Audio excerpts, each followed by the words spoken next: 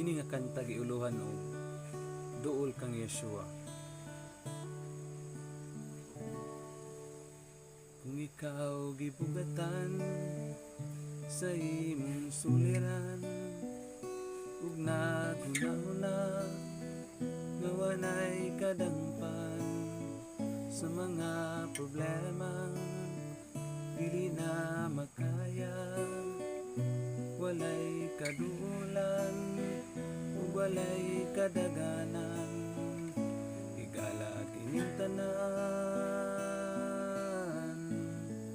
adunay katubagan.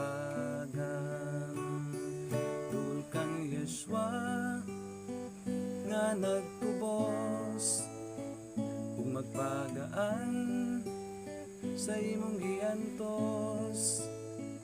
Dul kang Yeshua